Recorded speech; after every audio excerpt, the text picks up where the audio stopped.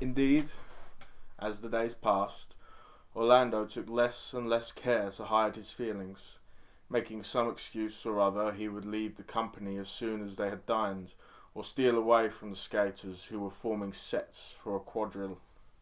Next moment, it would be seen that the Muscovite was missing too. But what most outraged the court and stung it in its tenderest part, which is its vanity, was that the couple was often seen to slip under the silken robe, which railed off the royal enclosure from the public part of the river, and to disappear among the crowds of common people. For suddenly the princess would stamp her foot and cry, "Take me away, I detest your English mob," by which she meant the English court itself. She could stand it no longer. It was full of prying old women, she said, who stared in one's face, and of bumptious young men who trod on one's toes. They smelt bad, their dogs ran between her legs. It was like being in a cage. In Russia they had rivers 10 miles broad on which one could gallop 6 horses abreast all day long without meeting a soul. Besides, she wanted to see the tower, the beef-eaters, the heads on Temple Bar, and the jewellers' shops in the city.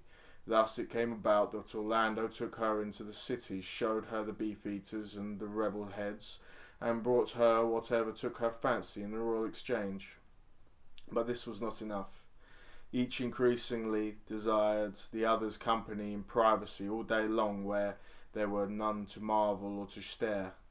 Instead of taking the road to London, therefore, they turned the other way about, and were soon beyond the crowd among the frozen reaches of the Thames, where, save for sea-birds and some old country woman hacking at ice in a vain attempt to draw a pailful of water, or gathering what sticks or dead leaves she could find for firing, not a living soul ever came their way. The poor kept closely to their cottages, and the better sort, who could afford it, crowded for warmth and merriment to the city.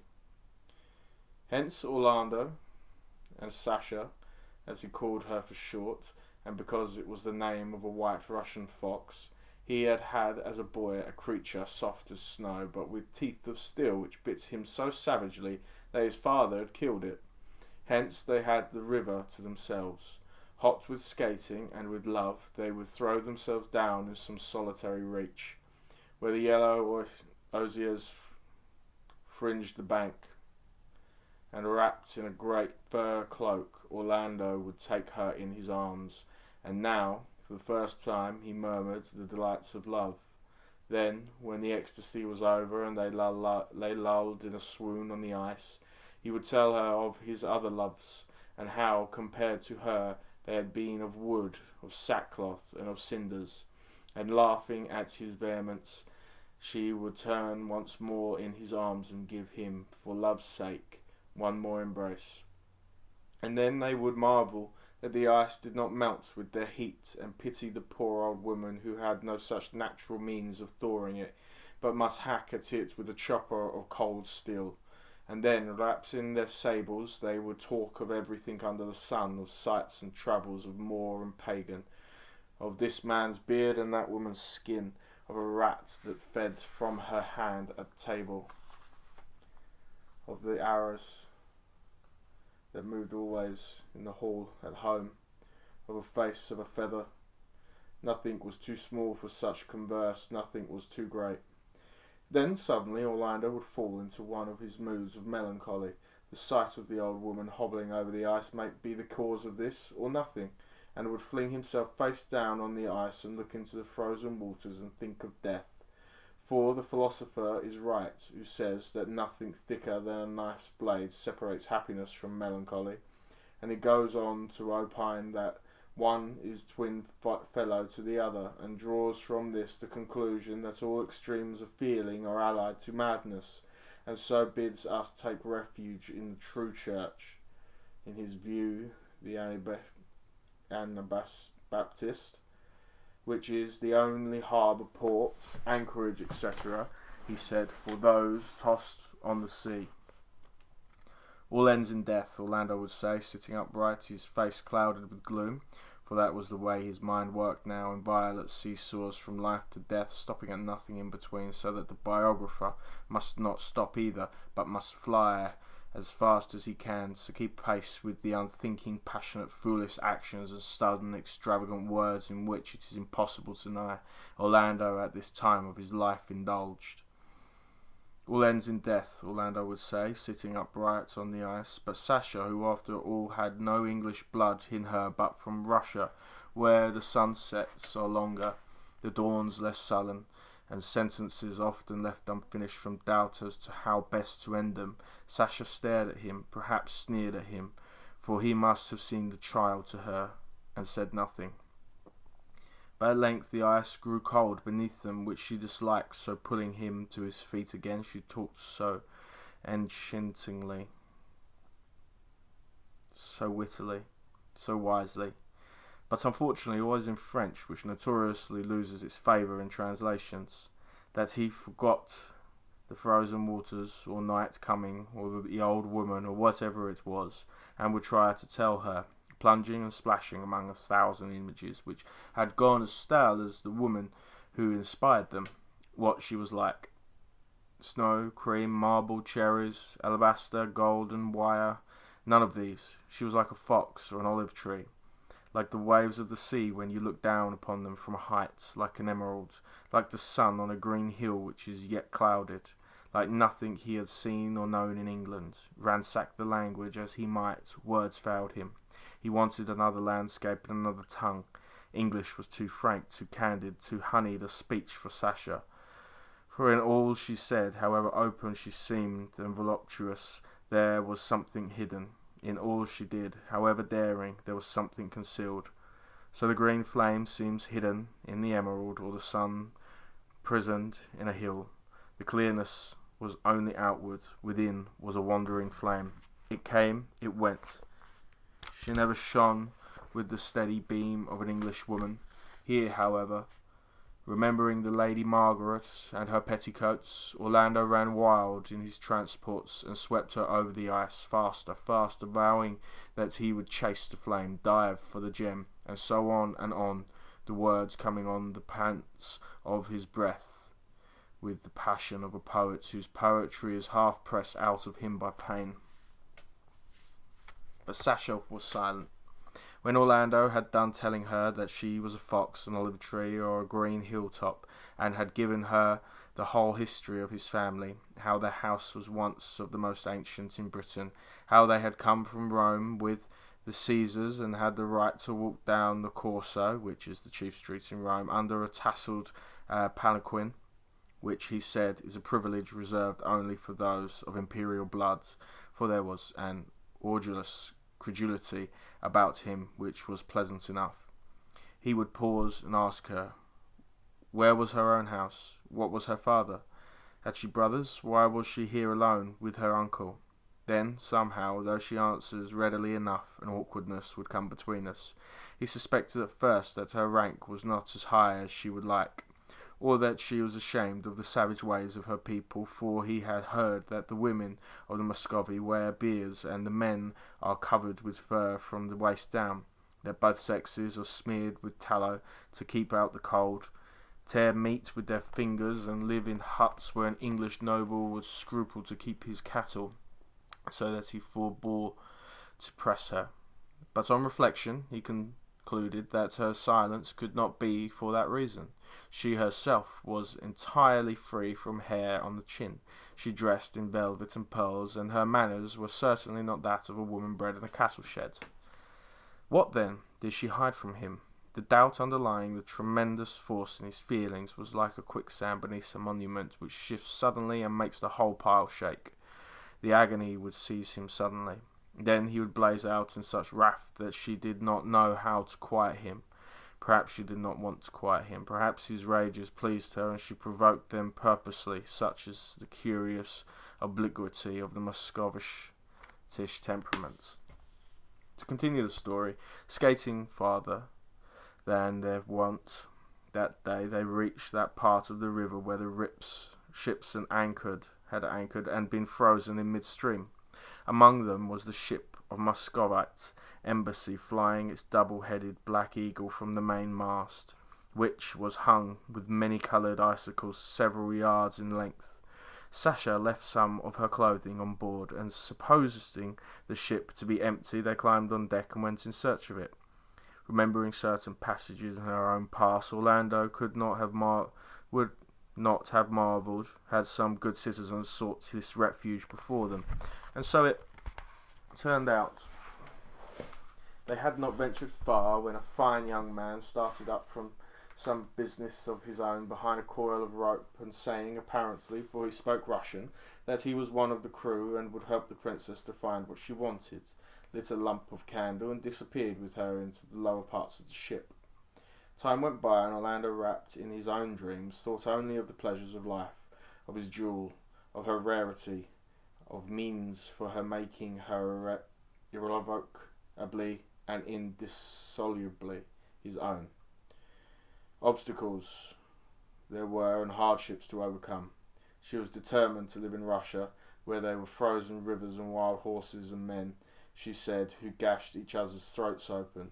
It is true that a landscape of pine and snow, habits of lust and slaughter did not entice him, nor was he anxious to cease his pleasant country ways of sport and tree planting, relinquish his office, ruin his career, shoot the reindeer instead of the rabbits, drink vodka instead of canary, and slip a knife up his sleeve, for what purpose he knew not. Still, all this and more than all this he would do for her sake. As for his marriage with the Lady Margaret, fixed through it was for this day se'night. The thing was so palpably absurd that he scarcely gave it a thought. Her kinsmen would abuse him for deserting a great lady. His friends would desire him for ruining the finest career in the world for a Cossack woman and waste of snow. It weighted not a straw in the balance compared with Sasha herself. On the first dark night they would fly, they would take ship to Russia. So he pondered, so he plotted, as he walked up and down the deck. He was recalled, turning westward, by the sight of the sun, slung like an orange on the cross of St. Paul's. It was blood red and sinking rapidly. It must be almost evening. Sasha had been gone this hour and more. Seized instantly with those dark forebodings which shadowed even his most confident thoughts of her, he plunged away. He had seen them go into the hold of the ship, and after stumbling among chests and barrels in the darkness, he was aware by a faint glimmer in a corner that they were seated there. For 1 second he had a vision of them, saw Sasha seated on the sailor's knee, saw her bend towards him, saw them embraced before the light was blotted out in a red cloud by his rage. He blazed into such a howl of anguish that the whole ship echoed. Sasha threw herself between them, or the sailor would have been stifled before he could draw his cutlass. Then a deadly sickness came over Orlando, and they had to lay him on the floor and give him brandy to drink before he revived.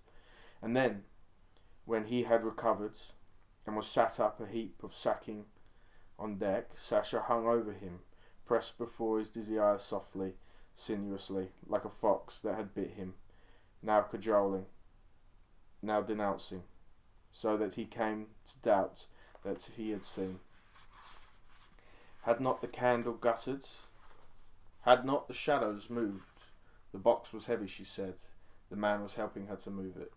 Orlando believed her one moment, for who can be sure that this rage was not painted what he most dreads to find? The next was the more violent with anger and at her deceit. Then Sasha herself turned white, stamped her foot on deck, said she would go that night, and called upon her gods to destroy her if she, a Romanovich, had lain in the arms of a common seaman. Indeed, looking at them together, which he could hardly bring himself to do, Orlando was outraged by the foulness of this imagination that could have painted so frail a creature in the paw of that hairy sea brute. The man was huge, stood 6'4" in his stockings, wore common wire rings in his ears, and looked like a dray horse upon which some wren or robin has perched in its flight. So he yielded, believed her, and asked her pardon. Yet when they were going down the ship's side, lovingly again, Sasha paused with her hand on the ladder, and called back to this tawny, wide-cheeked monster a volley of Russian greetings, jests, or endearments, not a word of it which Orlando could understand. but there was something in her tone, it might be the fault of the Russian consonants, that reminded Orlando of a scene some nights since, when he had come upon her in a secret gnawing a candle end in a corner which she had picked from the floor. True, it was pink, it was gilt, it was from the king's table, but it was tallow, and she gnawed it. Was there not, he thought, handing her onto the ice, something rank in her, something coarse-flavoured, something peasant-born, and he fancied her at 40 grown unwieldy, though she was now slim as a reed, and lethargic, though she was now blithe as a lark. But again, as they skated towards London, such suspicions melted in his breast, and he felt as if he had been hooked by a great fish through the nose and rushed through the waters unwillingly, yet with his own consent. It was an evening of astonishing beauty. As the sun sank, all the domes, spires, turrets, and pinnacles of London rose in inky blackness against the ferocious and sunset clouds. Here was the fretted cross at Charing, there the dome of St. Paul's, there the massy square of the Tower buildings, there, like a grove of trees, stripped of all leaves, save a knob at the end, were the heads of the pikes at Temple Bar. Now the abbey windows were lit up and burnt like a heavenly, many-coloured shield, in Orlando's fancy. Now all the west seemed a golden window with troops of angels, in Orlando's fancy again, passing up and down the heavenly stairs perpetually. All the time they seemed to be skating at fathomless depths of air, so blue and ice had become, and so glassy smooth was it that they sped quicker and quicker to the city, with the white gulls circling about them and cutting in the air with their wings the very same sweeps that they cut on the ice with their skates. Sasha, as if to reassure him, was tenderer than usual and even more delightful. Seldom would she talk about her past life, but now she told him how, in winter in Russia, she would listen to the wolves howling across the steppes, and thrice, to show him, she barked like a wolf, upon which he told her of the stags in the snow at home, and how they would stray into the great hall for warmth and be fed by an old man with porridge from a bucket, and then she praised him for his love of beasts, for his gallantry, for his legs. Ravished with her praises, and shamed to think of how he had maligned her by fancying her on the knees of a common sailor, and grown fat and lethargic at 40, he told her that he could find no words to praise her, yet instantly bethought him how she was like the spring and green grass and rushing waters, and seizing her more tightly than ever, he swung her with him half across the river, so that the gulls and the cormorants swung too, and halting at length, out of breath, she said, panting slightly, that he was like a million candled Christmas trees, such as they have in Russia, hung with yellow globes, incandescent, enough to light a whole street by. So one might translate it, for what with his glowing cheeks, his dark curls, his black crimson cloak, he looked as if he were burning with his own radiance from a lamp lit within. All the colour, save the red of Orlando's cheeks, soon faded. Night came on. As the orange flash of sunset vanished, it was succeeded by an astonishing white glare from the torches, bonfires, flaming crescents, and other devices by which the river was lit up, and the strangest transformation took place. Various churches and noblemen's palaces, whose fronts were of white stone, showed in streaks and patches as if floating on the air. Of St. Paul's in particular, nothing was left but gilt cross. The abbey appeared like the grey skeleton of a leaf. Everything suffered emancipation and transformation. As they approached the carnival, they heard a deep note like that struck on a turning fork, which boomed louder and louder until it became an uproar. Every now and then a great shout followed a rocket into the air. Gradually they could discern little figures breaking off from the vast crowds and spinning hither and hither like gnats on the surface of a river. Above and around this brilliant circle, like a bowl of darkness, pressed the deep black of a winter's night, and then into the darkness there began to rise with pauses which kept the expectation alert and the mouth open. Flowering rockets, crescents, serpents, a crown. At one moment the woods and distant hills showed green as on a summer's day, the next all was winter and blackness again. By this time Orlando and the princess were close to the royal enclosure and found their way barred by a great crowd of the common people, who were pressing as near to the silken rope as they dared, loth to end their privacy and encounter the sharp eyes that were on the watch for them. The couple lingered there, shouldered by prentices, tailors, fishwives, horse dealers, coney catchers, starving scholars, maid servants and their wimples, orange girls, ostlers, sober citizens, baldy tapesters, and a crowd of little ragamuffins, such as always haunts the outskirts of a crowd, screaming and scrambling amongst people's feet. All the riffraff of London's streets indeed was there, jesting and jostling, here casting dice, telling fortunes, shoving, tickling, pinching, here uproarious, there glum, some of them with mouths gaping a yard wide, others as little reverent as doors on a housetop, all as variously rigged, out of their purse or stations allowed, here in fur and broadcloth, there in tatters, with their feet kept from the ice only by a dishclout bound about them. The main press of people, it appeared, stood opposite a booth or stage, something like our Punch and Judy show, upon which some kind of theatrical performance was going forward. A black man was waving his arms and vociferating. There was a woman in white laid upon a bed. Rough though the staging was, the actors running up and down a pair of steps and sometimes tripping, and the crowd stamping their feet and whistling, or when they were bored, tossed a piece of orange peel on the ice which a dog would scramble for. Still, the astonishing, sinuous melody of the words stirred Orlando like music, spoken with extreme speed and a daring agility of tongue which reminded him of the sailors singing in the beer gardens at Wapping. The words, even without meaning, were as wine to him. Now and again a single phrase would come to him over the ice which was as if torn from the depths of his heart. The frenzy of the Moor seemed to him his own frenzy, and when the Moor suffocated the woman in her bed, it was Sasha he killed with his own hands. At last the play was ended. All had grown dark. The tears steamed down his face. Looking up into the sky, there was nothing but blackness there too. Ruin and death, he thought, cover all. The life of man ends in the grave. Worms devour us.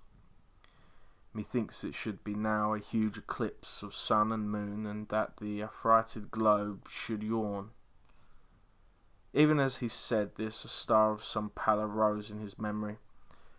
The night was dark, it was pitch dark, but it was such a night as this that they had waited for. It was on such a night as this they had planned to fly. He remembered everything. The time had come. With a burst of passion, he snatched Sasha to him and hissed in her ear, "Jour de ma vie." It was their signal. At midnight they would meet at an inn near Blackfriars. Horses waited there. Something was in readiness for their flight. Everything. So they parted, she to her tent, he to his. It still wanted an hour of the time.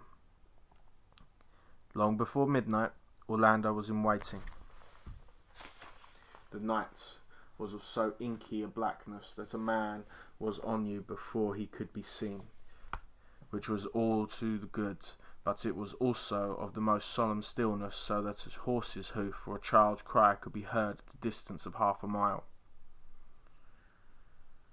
Many a time did Orlando, pacing the little courtyard, hold his heart at the sound of some nag's steady footfall on the cobbles, or at the rustle of a woman's dress, but the traveller was only some merchant making home belated, or some woman of the quarter whose errand was nothing so innocent. They passed, and the street was quieter than before. Then those lights which burnt downstairs in the small huddled quarters where the poor of the city lived moved up to the sleeping rooms, and then, one by one, were extinguished. The street lanterns in these purlieus were few at most.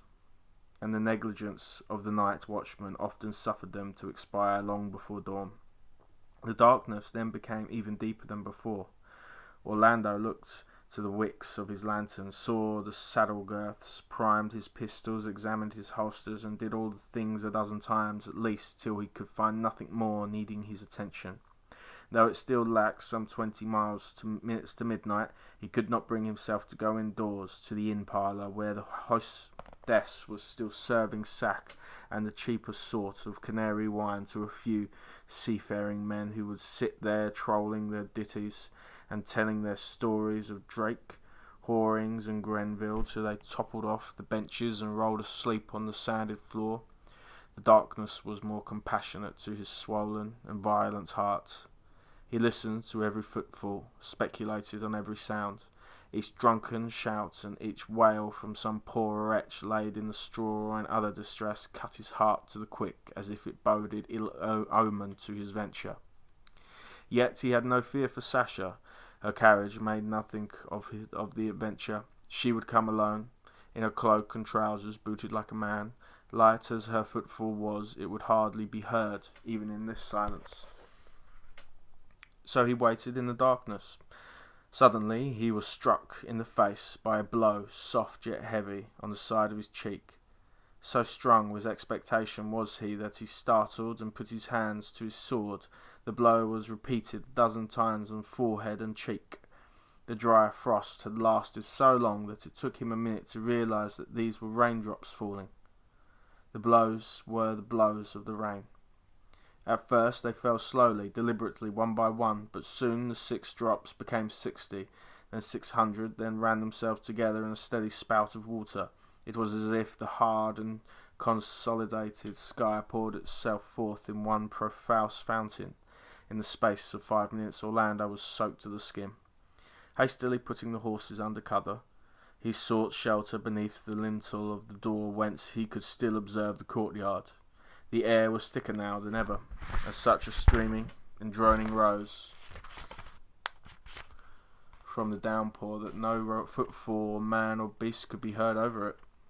The roads, pitted as they were with great holes, would be under water and perhaps impassable. But of what effect this would have upon their flight he scarcely thought. All his senses were bent upon the gazing along the cobbled pathway, gleaming in the light of the lantern, for Sasha's coming.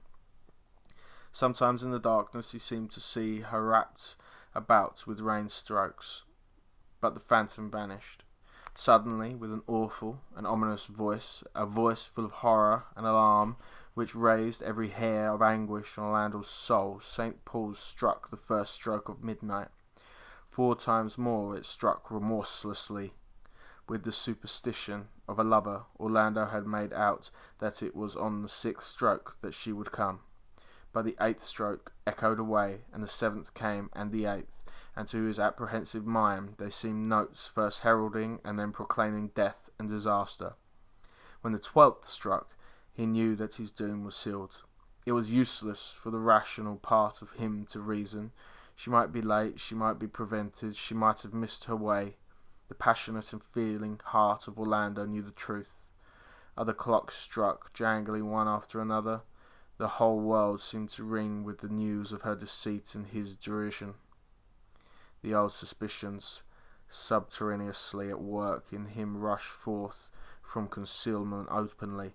He was bitten by a swarm of snakes, each more poisonous than the last. He stood in the doorway in the tremendous rain without moving. As the minutes passed, he sagged a little at the knees. The downpour rushed on. In the thick of it, great guns seemed to boom. Huge noises as the tearing and rending of the oak trees could be heard.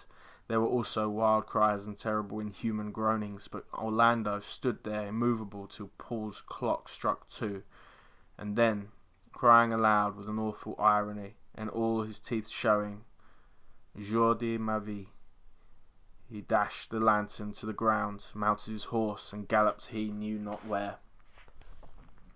Some blind instinct, for he was past reasoning, must have driven him to take the river bank in the direction of the sea. For when the dawn broke, which it did with unusual suddenness, the sky turned a pale yellow and the rain almost ceased. he found himself on the banks of the Thames of Wapping. Now a sight of the most extraordinary nature met his eyes, where for 3 months and more there had been solid ice of such thickness that it seemed permanent as stone, and a whole gay city had been stood on its pavement was now a huge race of turbulent yellow waters. The river had gained its freedom in the night. It was as if a sulphur spring, to which view many philosophers inclined, had risen from the volcanic regions beneath to burst the ice asunder with such vehemence that it swung the huge and massive fragments furiously apart. The mere look of the water was enough to turn one giddy. It was riot and confusion. The river was strewn with icebergs. Some of these were as broad as about a bowling green and as high as a house, others no bigger than a man's hat, but most fantastically twisted. Now would come down a whole convoy of ice blocks, sinking everything that stood in their way. Now, eddying and swirling like a tortured serpent, the river would seem to be hurtling itself between the fragments and tossing them from bank to bank so that they could be heard smashing against the piers and pillars. But what was the most awful and inspiring of terror was the sight of the human creatures who had been trapped in the night and now paced their twisting and precarious islands in the utmost agony of spirits. Whether they jumped into the flood or stayed on the ice, their doom was certain. Sometimes quite a cluster of these poor creatures would come down together, some on their knees, others suckling their babies. One old man seemed to be reading aloud from a holy book at other times, and his fate perhaps was the most dreadful. A solitary wretch would stride his narrow tenement alone. As they swept out to sea, some could be heard crying vainly for help, making wild promises to amend their ways, confessing their sins and vowing altars and wealth of God would hear their prayers. Others were so dazed with terror that they sat immovable and silent, looking steadfastly before them. One crew of a young waterman or postboys, to judge by their liveries, roared and shouted the lewdest tavern songs as if in bravado, and were dashed against a tree and sunk with blasphemies on their lips. An old nobleman, for such his furred gown and golden chain proclaimed him to be, went down not far from where Orlando stood, calling vengeance upon the Irish rebels, who he cried with his last breath had plotted this delivery.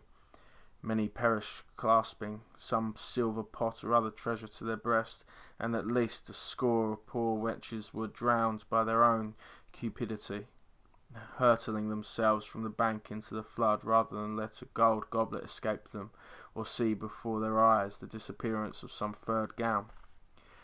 For furniture, valuables, possessions of all sorts were carried away on the icebergs. Among other strange sights was to be seen a cat suckling its young, a table laid sumptuously for a supper of 20, a couple in bed, together with an extraordinary number of cooking utensils. Dazed and astounded, Orlando could do nothing for some time but watch the appalling race of waters as it hurled itself past him. At last, seeming to recollect himself, he clapped spurs to his horse and galloped hard along the river bank in the direction of the sea. Rounding a bend of the river, he came opposite that reach where, not 2 days ago, the ships of the ambassadors had seemed immovably frozen. Hastily he made count of them all. The French, the Spanish, the Austrian, the Turk, all still floated, though the French had broken loose from her moorings, and the Turkish vessel had taken a great rent in her side and was still fast filling with water. But the Russian ship was nowhere to be seen. For one moment Orlando thought it must have foundered, but, raising himself in his stirrups and shading his eyes, which had the sight of a hawk's, he could just make out the shape of a ship on the horizon. The black eagles were flying from the mastheads. The ship of the Muscovite embassy was standing out to sea. Flinging himself from his horse, he made, in his rage, as if he would breast the flood. Standing knee-deep in water, he hurled at the faithless woman all the insults that have ever been the lot of her sex. Faithless, mutable, fickle, he called her, devilish, adulterous, deceiver, and the swirling waters took his swords and tossed at his feet a broken pot and a little straw.